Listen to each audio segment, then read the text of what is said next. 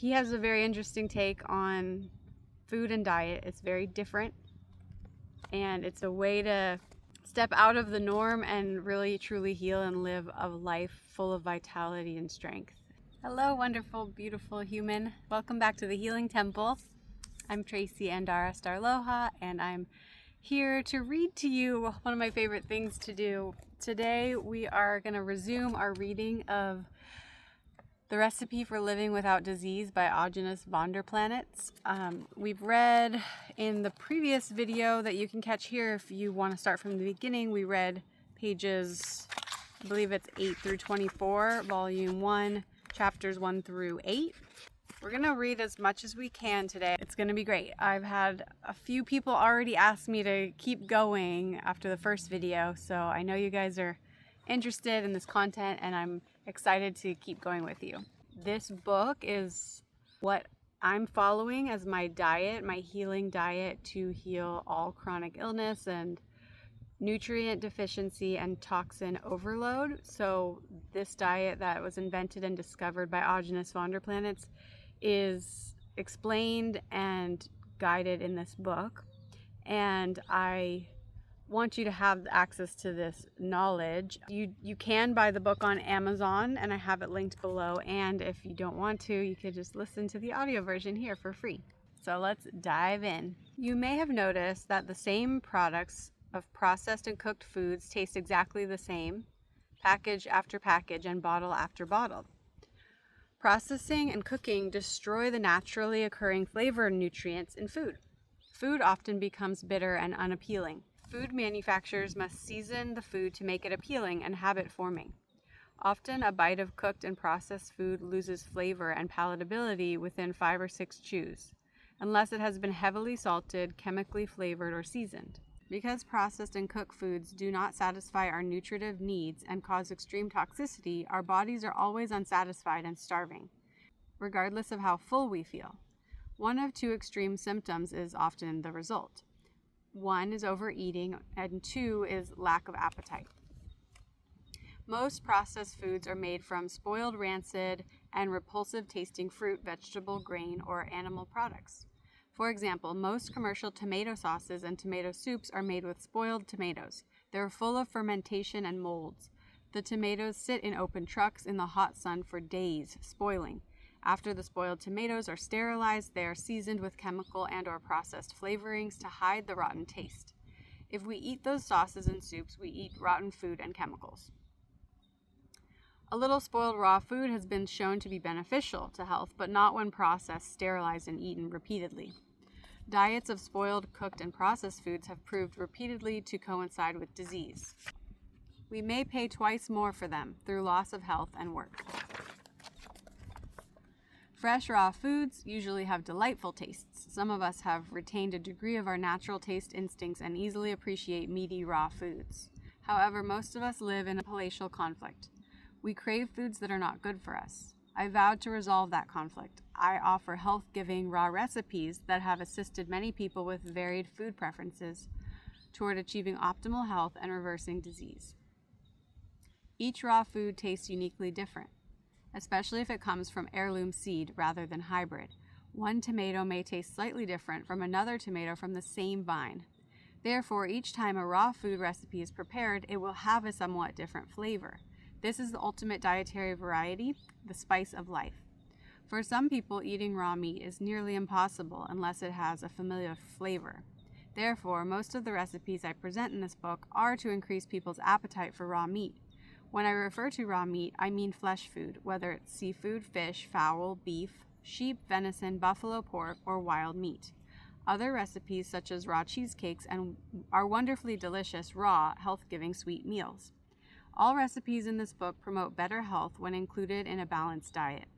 To discover what a balanced diet is for each individual, read The Primal Diet, We Want to Live, Volumes 1 and 2. I suggested 2 dietary plans in this book on pages 40 to 41. This is the book he's referring to. It's a different book than the one that I'm reading, and it's also linked below in the description on Amazon, and you can get this if you're interested in more of his story and more on what he just said. Maybe I'll read it to you one day. Chapter 10, the best health-giving raw food. What are they? Honey, bee pollen, and royal jelly should not be artificially heated above 93 degrees Fahrenheit or 33 degrees Celsius, nor stored below 45 degrees Fahrenheit or 7 degrees Celsius.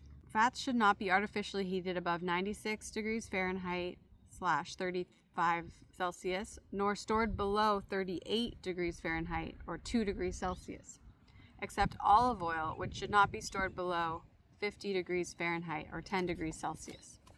Milk and milk products should not be artificially heated above 98 degrees Fahrenheit nor stored below 45 degrees Fahrenheit, 7 degrees Celsius. Meat should not be artificially heated above 98 degrees Fahrenheit nor stored below 38 degrees Fahrenheit. Eggs should not be artificially heated above 98 degrees Fahrenheit nor stored below 68 degrees Fahrenheit. Eggs lose many nutrients when refrigerated. Eggs should not be refrigerated except when a recipe calls for it. Recipes that contain eggs should not be refrigerated after being prepared. Most recipes will last for 24 hours outside of refrigeration. Other foods should not be artificially heated above 104 degrees Fahrenheit, nor stored below 45 degrees Fahrenheit. Following are the foods that have been proved to assimilate well in human digestion and are able to be properly utilized for balance, growth, regeneration, cellular reproduction, and lubrication, soothing, calming, cleansing, and fueling. Raw eggs, free range. He says free range, I'm going to say pasture raised because that's way better than free range in this day and age. One of the best compact foods in nature, eggs are the ultimate complete fast food. However, the protein in eggs is not utilized for cellular reproduction. They are utilized for regeneration and maintenance and cannot be substituted for meat except occasionally. The relationship between raw eggs and salmonella poisoning is a myth. That is from The Great Egg Panic by Emily Green, LA Times, January 4th, 2000.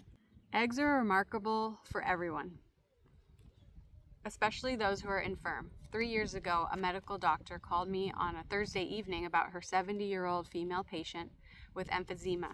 She explained that her patient had been mainly bedridden for 2 years, was on 100% oxygen and respiratory machines. She prognosed that her patient would die that weekend unless I could help. I told her that the only thing that I thought might help at that late stage was eggs. I recommended that she get her patient 10 dozen raw eggs and put them on her bed table. I suggested that she ask her patient to eat one as often as she could and that there was no limit. Very early Monday morning, I received a call from the patient. She told me that she was off the machines, out of bed, and feeling stronger than she had in years. She had eaten 66 eggs over the weekend. If eggs are whipped, beaten, or blenderized without milk, cream, or coconut cream, many of the enzymes are oxidized and lost. Therefore, if we eat eggs alone, do not mix, beat, whip, or blenderize them. Many clients enjoy sucking them from the shell, as I do, by poking a hole at each end. Hold the head back and suck. Be certain to put a finger over the bottom hole when your head returns to normal position, or egg will drain. Others enjoy eating eggs Rocky style, that is, broken into a glass and consumed without any other food, not whipped, beaten, or mixed. For those who are squeamish about the texture, sipping and swallowing the egg white makes eating eggs Rocky style very easy and non-repulsive. Raw fat is the most utilized nutrient in our bodies, especially in our toxic industrial world. It helps stabilize and relax the body markedly when in combination with raw meat.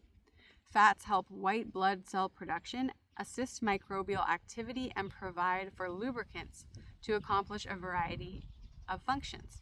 Lubricants facilitate movement without frictional deterioration, protect cells from heat, cold, and caustic substances, provide hormones to regulate activity, and, when acting in conjunction with 15% protein and 5% alcohol formed internally from carbohydrate, fats dissolve all sorts of toxic substances. Fats provide the greatest, strongest, and most efficient energy possible. Before modern man encroached upon native populations such as the Eskimo, Maasai, Fulani, and Samburu, natives consumed fat as 40 to 60% of their caloric intake. The Eskimo endured the coldest temperatures. The Maasai, Fulani, and Samburu tribes in Africa endured very hot temperatures.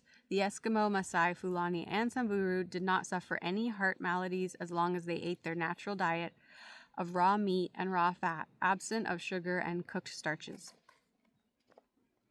Raw meat provides easily used proteins to build, regenerate, and reproduce cells throughout the body. I have observed that raw meat is the only protein that facilitates nerve tissue regeneration and cellular reproduction. Although all meats help regenerate every type of cell, particular raw meats more readily help the regeneration of certain types of cells. Red meat, such as beef, buffalo, venison, lamb, etc., helps regenerate and develop most glandular tissue, blood, and muscle. White meat, such as chicken, turkey, and other fowl, helps build and regenerate connective tissue, nerves, lymph, skin, and tissue in general.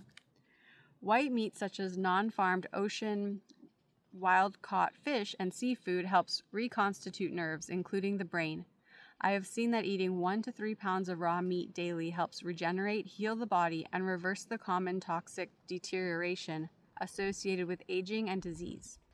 Regarding the ratio of red and white meat to eat for each individual, see the Primal Diet We Want to Live, Appendix P. I recommend only ocean wild-caught raw fish, not farmed, except oysters, clams, and scallops. I suggest all varieties, including swordfish, which has the highest mercury content. When digested and made bioactive by plankton and eaten by fish, traces of mercury are great detoxifiers of toxic mercury in the body.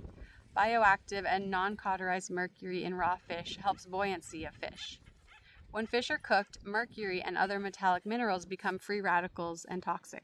I have noted in my clients a continual rise in nausea and vomit from eating freshwater fish, especially freshwater caught salmon, catfish, and sturgeon. Freshwater fish have a greater number of toxins because our freshwaters are approximately 30% polluted. Our oceans are approximately 4% polluted. I do not eat freshwater fish unless I catch it in a non-polluted lake. There are very few non-polluted lakes left in the USA because of the pollution created by water sport vehicles, agriculture chemicals, and agricultural and mining waste. Eating organic glands is recommended in all cases, especially chronic fatigue syndrome, fibromyalgia, and lupus. To make glands palatable, I created power drinks that you can see on pages 103 and 104. When deciding on cuts of meat to eat, consider that all hunter tribes discard the tender meats or feed them to the elderly. They have experienced that eating tender meat causes weakened cells. The tougher the meat, the better is their motto. Next type of food, fresh, raw, non-pasteurized, non-irradiated green vegetable juices are important for optimal health because they are the only non-toxic vitamin, enzyme, and mineral supplements. Vegetable juices replace the vitamins, enzymes, and minerals that are lost in daily activity. They provide for the management of toxicity from years of eating cooked food. They provide for proper blood alkalinity without alkalinizing the acidic parts of our digestive tract. Because we are constantly in accelerated detoxification due to our toxic conditions, our blood tends to be too acidic with waste compounds. That acidic blood condition often causes cravings for too much fruit and cooked starches, lethargy, irritability, repulsion toward meats, and anorexia. Drinking green vegetable juices 2 to 4 times a day, but not in combination with other foods, helps to neutralize the acidic compounds in the blood. They do not over-alkalinize the intestines. Most often, they eliminate the symptoms listed above.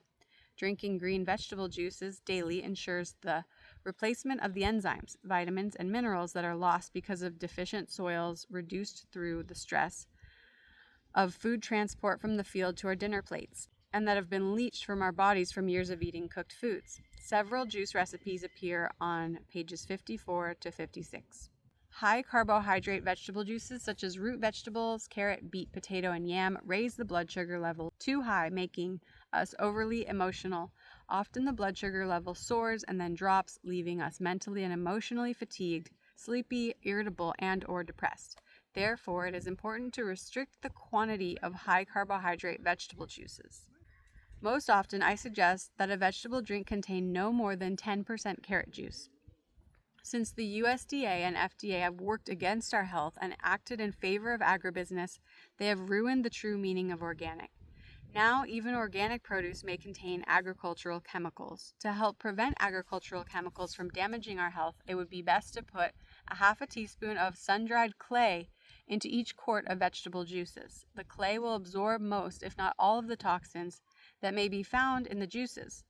Prior to use, mix clay with water and let stand for 5 days. Next food item is unheated honey.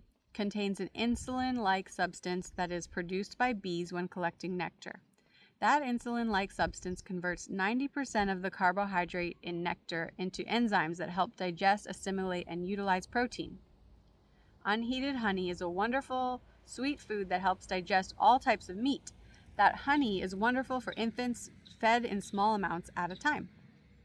The insulin-like substance begins detrimental alteration at 93 degrees Fahrenheit and is destroyed at 100 degrees Fahrenheit. Diabetics, hypoglycemics, and some infants cannot utilize honey if the insulin-like substance is destroyed. Honey that is heated above 104 degrees Fahrenheit is radical sugar that often causes slow deterioration of membranes in the body. Honey heated above 104 degrees Fahrenheit may cause toxicity in some infants. Carbohydrates are required for only 5% of the optimal diet for humans. They are needed to properly utilize fat for energy and make solvents for cleansing. The best sources for carbohydrates are green vegetable juices and a small amount of fruit. When we eat too much carbohydrate, we create many conditions that diminish health. Carbohydrates such as root vegetables, grains, nuts, and seeds, and products made from them, such as pasta, cereals, cakes, donuts, pancakes, breads, and cookies, create health problems. For example, after white man brought native people processed and cooked breads, sugar, and alcohol, natives developed all of the diseases that civilized mankind suffers, including cavities, diabetes, osteoporosis, and cancer. Archaeologists have concluded that as Native Americans hunted less while gathering and cultivating more nuts, grains, and fruit, they developed osteoporosis and dental decay. It seems that all races are unable to properly eliminate carbohydrate wastes. Some carbohydrate wastes are called glycotoxins. One glycotoxin, termed advanced glycation end products, or AGEs, was studied at Columbia University's Department of Medicine. Researchers found that AGEs store in a healthy body at a rate of 70% and in an unhealthy body at a rate of 90%. AGEs contaminate the body and predispose it to cancer and molds such as candida and other yeast infections. If most people eat too much carbohydrate, the blood fat level drops, the blood sugar level soars, and the pancreas overworks to regulate the sugar level. That often results in manic behavior and hyperactivity. Then that energy drops quickly and leaves us mentally and emotionally fatigued, irritable, sleepy, and/or depressed. As happens with processed sweets, I have seen that eating too much fruit or carrot juice causes many people to become overly emotional. That is similar to monkeys who live on fruit. In this modern age, several factors are responsible for people eating mainly grain products, bread, pasta, cereal, etc., and vegetables. Grain products are less expensive than meat, eggs, and dairy, and we are told that red meat, eggs, and dairy cause disease. Advertising campaigns from the processed food industry have contributed to the propaganda that blames fats and meats in general for many diseases. Contrarily, fat-free diets have caused a startling increase in degenerative diseases in the past 2 decades, according to Harvard University. Non-meat diets are slow healing and regeneration. For humans, a raw diet that is very low in carbohydrate has proved to produce a disease-free, happy life. This book was copyrighted in 2002. A little fruit eaten with raw fat slows fruit sugar digestion and helps to prevent manic, hyperactive, irritable, and/or depressive reactions. To avoid those reactions, I suggest eating the whole fruit, except citrus rind, and rarely or never consume fruit juices. For people with diabetes and glycemic conditions, I recommend no more than 4 to 7 ounces of fruit, depending on a person's size, once every 2 to 3 days. As I stated, high carbohydrate fruit should always be eaten with raw fat, such as raw cream, raw coconut cream, unsalted raw butter, avocado, or in a combination of unsalted raw butter and no salt added raw cheese. Too much fruit causes over-emotionality because it causes low blood protein and blood fat levels, disrupts the sugar levels, irritates tissue, and leaches fats from the nervous system, causing lesions in the myelin. Some people should not eat fruit except on rare occasions, such as bulimics and diabetics, and when they do, they should always eat high carbohydrate fruit with an equal amount of fat. Fruit also causes edema, water retention.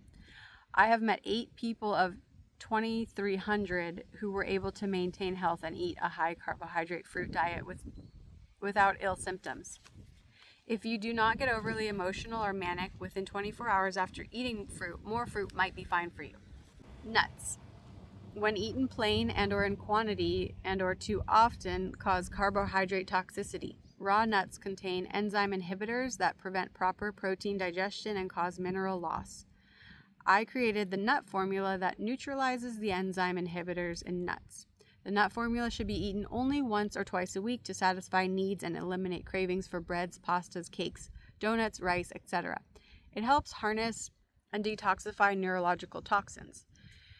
If consumed more often, especially 2 days in a row, it can cause neurological detoxification that will interfere with sleep between 12:30 and 5:30 a.m. Eating nuts that are not in combination with all of the foods in the nut formula often interferes with protein digestion of any food consumed within 48 hours after eating nuts.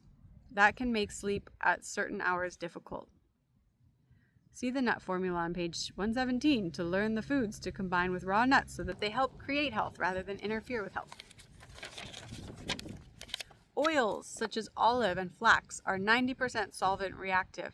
That is, they are mainly used as cleansers to dissolve toxins. Our bodies cannot easily utilize pressed oils for lubrication, relaxation, and stabilization. Pressed oils are beneficial in dissolving internal adhesions or scars and dead cells, including benign or malignant tumors, and arterial and lymphatic congestion and plaque. Pressed oils often cause dry and acrid conditions in the body. I recommend the moderate eating of oils no more than once a day or every other day, and that oils be consumed mainly with one meat meal. The body uses coconut cream the same as it does olive and flax oils, but without drying the body, because coconut cream can lubricate and soothe, so coconut cream is better. In World War I, a Russian general recorded in his log that 3 months after his troops exhausted the raw butter supply and resorted to consuming olive oil, the men's hair, nails, and skin dried. The log stated that several weeks after they were able to obtain raw dairy again, the men's hair, nails, and skin became supple and moist. Olive oil should never be refrigerated. Flax oil and coconut cream should always be refrigerated. As of this publication, only olive and flax oils are pressed below 96 degrees Fahrenheit and have not been solvent extracted. Absolutely no coconut oil or butter is produced under 118 degrees Fahrenheit, no matter what the labels claim. Water. We've already talked about this in other videos, but I'm going to read it if you're new here. Water that is not in raw food has no active ions, electrolytes, or minerals bound with nutrients. It must have all 3 properties, or it is only 10% cellularly utilizable.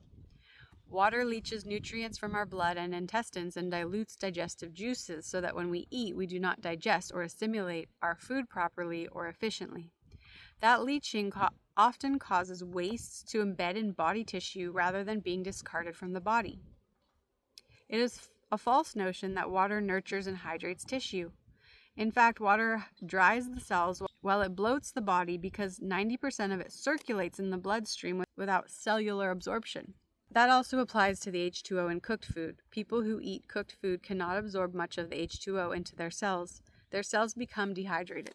Most people who consume cooked and processed food, processed drinks, and water evaporate 2 quarts of water during the night.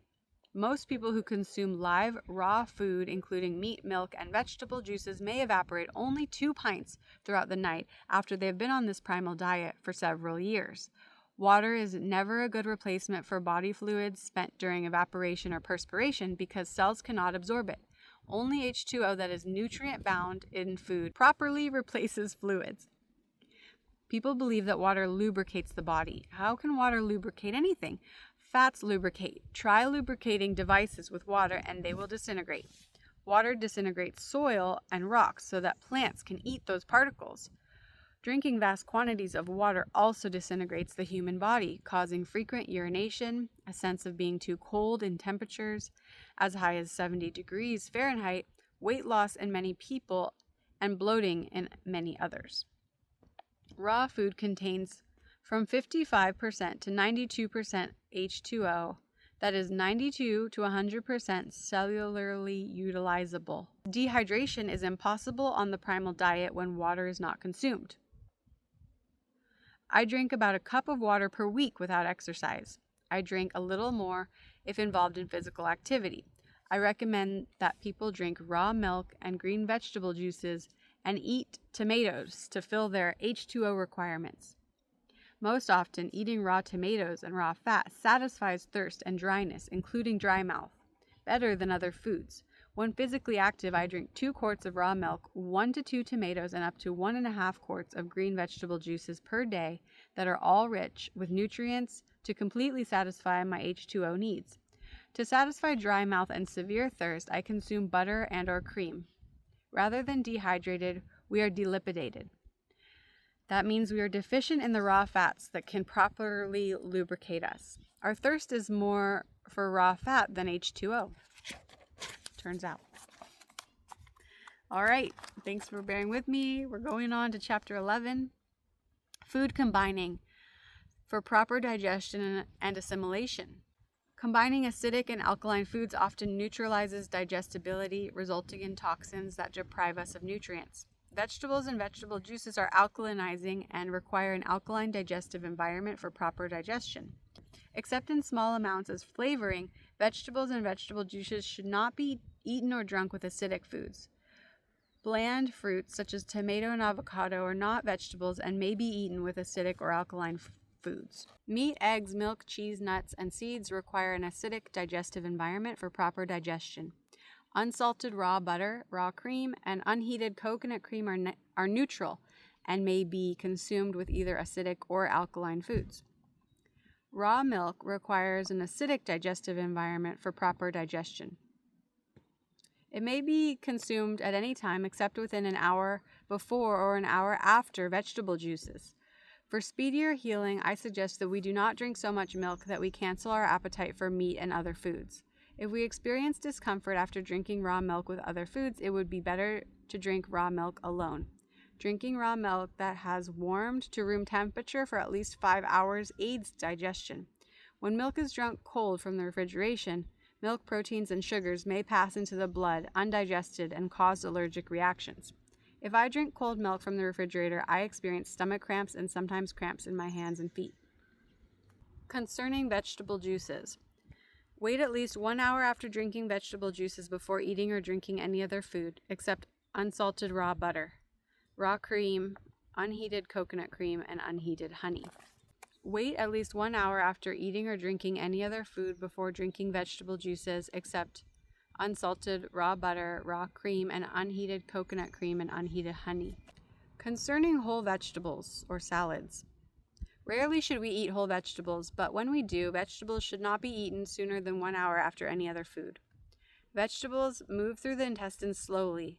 Acidic foods will catch up with them and interfere with digestion. Therefore, no other food should be eaten within 5 hours after eating a vegetable salad. Concerning fruits. If experiencing tooth or gum sensitivity or pain in a particular area, do not eat high carbohydrate fruits, especially apples and citrus. Alkaline fruits such as bananas, peaches, and figs should not be consumed more than once a day and should not be consumed with meat. They should be eaten with coconut cream, coconut, avocado, unsalted raw butter, raw cream, no salt added raw cheese, or occasionally raw eggs. Acidic fruits such as lemon, lime, pineapple, and tangerine may be consumed with fowl or fish when in combination with an added fat such as raw cream, unsalted raw butter, no salt added raw cheese, coconut cream, coconut, or avocado. Concerning meats, combining alkaline or acidic fruits with red meats usually turns too much of the protein into fuel or solvents. That reduces healing and obstructs the reversal of the aging process. The combination is not harmful, but it can hinder the healing processes and instigate too much detoxification. There is an exception. A little acidic fruit such as lemon, lime, pineapple, and apple cider vinegar may be mixed or blended with fat 10 minutes prior to combining with red meat. For example, tartar sauce eaten with red meat. Concerning cheese, combine cheese with at least an equal amount of fat, especially butter, to prevent constipation. Chapter 12, an optimal diet. When a person lacks fat reserve, any toxin that enters the body or is loose will cause cellular damage. They will be absorbed into cells. When a body has fat reserves, toxins are collected and absorbed into fat, where they do little harm. How many thin people do we know who are calm? How many thin people do we know who are hyperactive, physically and or emotionally intense, easily irritated, manic, short-fused, and never satisfied? How many who are overweight? Physically, raw fat and happy is more often true. Our idea about thin should be refashioned until we become healthy. Now, fat is beautiful. I recommend that men gain 15 to 30 pounds and women 12 to 15 pounds above what should be their normal weight, not according to thin fashion. The excess weight should be achieved within 2 months. It should be maintained for another 2 months. That allows the body to utilize the stored fats as solvents to withdraw toxins from deep tissue and dissolve them. Then it is time to eat the weight loss diet to remove the toxin-filled excess fats. The process is similar to an oil change in machinery. When the oil becomes black and thick with waste, it is time to change it. For the human body, I found that the cycle is best employed twice yearly. That vastly reduces symptoms of detoxification when detoxification occurs. Some people have been able to gain the excess weight in as little as 10 days, but it is important to hold it for at least 8 weeks. Some people require 2 weeks and some 3 months to lose the excess weight on the suggested weight loss program on page 42. The time required for weight gain and weight loss is individual. 2 wardrobes are needed, 1 for trim, not thin, and 2 for oversized. Women should gain at least 2 sizes larger than their trim size. Men and women get a temporary belly. It is healthier on and off. I created the following paradigm from 35 years of experience, experimentation, and research. An optimal diet consists of all organically grown food, and generally it contains. So now he gives a daily intake. And so he lists what you should eat at every meal. And if you want this, just let me know and I will take a picture of it and send it to you. A general daily eating schedule recommendation number 1. This consists of 3 meat meals daily and is better for people with slower metabolism, lethargy, and glycemic problems, including diabetes. Then there's a general daily eating schedule recommendation number 2. This plan consists of 2 meat meals daily and is better for people with high metabolism and hyperactivity. So if you want any of those, let me know. I will take a picture of them and send them to you. The next one is a weight loss diet recommendation. Juice recipe during weight loss cycle. I'll include that if whoever wants it. Traveling while eating the primal diet. While traveling, I always take a minimum of enough meat to last 36 hours. That is usually enough time to get to a store, preferably a health food store. For every 14 days of travel, I take 2.5 pounds of no salt added raw cheeses, 1 quart of unheated honey, and 3 pounds of unsalted raw butter. Because I do not drink vegetable juices on trips, I eat many tomatoes, drink coconut milk, chew on celery, and expectorate the pulp. Or I may consume a grapefruit per day or eat other fruit that is low in carbohydrates, such as cherries and berries other than strawberries, with avocado or butter and cheese. I never eat the cheese without butter. I have a tendency toward constipation when traveling. Usually it does not bother me. Others have experienced a similar tendency toward constipation while traveling. When I backpacked in Hawaii and did not have refrigeration, I mixed 5 pounds of butter with 8 ounces volume of honey. Only on the 9th day did I detect some fermentation, but it was still good and health-giving. My cheese was fine without refrigeration. There's a baby infant food formula. In 1998, a grandmother brought a 12-month-old girl to me. 3 months earlier, a pediatrician had diagnosed the infant with anemia, retardation, and oversized liver. The doctor prescribed many supplements, including iron and specialty baby formulas. After 3 months on the prescriptions and formulas, the infant showed signs of less strength, more irritability, mental regression, and was unable to sleep restfully. I placed a golf ball-sized amount of finely chopped beef in front of her and let her play with it. Within 15 minutes, she consumed the beef. She took more from the wrapper and ate it. I suggested that the child eat only raw beef, raw milk, unsalted raw butter, and a little unheated honey. She improved immediately. Within 2.5 months, her energy level, mental aptitude, and liver were normal. Now, 3 years later, and mainly having continued the diet, she is very advanced, physically, mentally, socially, and psychically. For research on infant safety from drinking raw milk and the dangers of drinking formulas and processed and pasteurized milks, see pages 180 to 186. Chapter 13, to eat or not to eat spices and oils. Spices in small amounts add flavor and excite the taste buds. Eaten too much or too often, spices can cause excessive energy, fatigue, indigestion, gas, and constipation. I suggest that we stay attuned to our body's changes, and the world of spices will be pleasurable. Most spices have been irradiated. Purchase those that are labeled non-irradiated. As I explained on page 34, pressed oils such as olive and flax are used by our bodies as cleansers. They often dry tissue rather than lubricate it. Pressed oils in many individuals cause thinning of the mucus that protects the stomach and intestinal linings when oils are eaten too often. In moderate amounts, mustard increases digestion. If consumed in quantities too high for any individual, raw mustard thins the mucus that protects membranes and may burn the stomach and intestinal walls. That may result in nervous erratic energy, tense muscles, or overall tension. This often causes schizophrenic energy levels as well as exhaustion, sometimes resulting in restless sleep. I consume mustard only to add flavor and never more than 2 teaspoons per day. In some individuals, too much onion can cause results similar to that of mustard. The too frequent combination of garlic and onion sometimes creates similar reactions. Consuming too much hot pepper may result in similar side effects.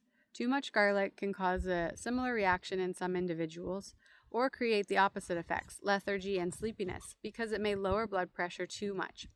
Be aware of how these affect you. Our bodies are always changing and adapting. When using spices, we will gain better health if we are sensitive to our body's changing needs. Sometimes an individual may be able to eat spicy food often, but then they may reach a saturation point and have to stop consuming a particular spice for a period of 1 day to weeks. Centuries ago, spices were medicine, not condiments. Spices are potent, therapeutic, and enjoyable in moderate doses, but discomforting when overconsumed or counterindicated for our body's particular requirements. They may cause indigestion accompanied by frequent flatulence. So that ends. Now he goes into health-giving recipes, and he talks about equipment, blenderizing the easy way, blenderizing recipes that include butter, making raw milk into raw kefir without a culture additive, how to juice vegetables and store them for 3 days to maintain nutrients, making coconut cream, marinating meats in lemon or lime juice, using gauze cloth, cheesecloth, or cheese pouch for straining, whipping raw cream, making raw butter from raw cream, ingredients that are in all capitalized letters in this book, and quantities and servings. So that's some kind of technical stuff that I don't really want to read here right now. If any of those jumped out at you, just feel free to leave a comment, and I'll share exactly what it says in here with you. And then he goes into baby food, beverages, milkshake recipes, coffee substitute, banana smoothie, orange smoothie, raspberry smoothie, and like probably this many pages of recipes. So this book is a lot of recipes, and I can't really read you the recipes. You can just ask me, like, give me a good meat recipe that looks good, and I will give it to you. So give me a good dessert recipe or whatever, and I will just send it over to you. So just converse with me about what you want. And so that's like the whole middle of the book is all those recipes. And then there's even some toothpaste recipes, recipes for chronic constipation, depression. And then we go into volume 3, which is more reading and about like more scientific stuff about why this diet is so wonderful. So I'm gonna do that in a follow-up video with you. So thanks for listening today. Come back for the next video. I made a playlist, so either the next video will just pop up here, or you can just go to the playlist that's linked in the bio and find the next video, the third one. So thank you so much for joining me today at the Healing Temple. So grateful to be here with you and to be able to serve you this knowledge. I want you to know that when you watch and subscribe and like these videos, you're contributing to a nonprofit. The nonprofit I created is called Springboard Connectivity, and we serve underserved and disadvantaged communities in Kenya and Uganda, in India, in different parts of the world, and even here in Ojai. So check out my website, springboardconnectivity.org, if you want to learn more and see what you're contributing to, and feel free to make a monetary donation or buy some of our Root brand products to further the mission. Just keep taking care of yourself, keep getting healthier, and keep really loving yourself and caring for yourself, because when you're healthy and happy, the world is going to be healthier and happier. So with that, I send you so much love. Blessings.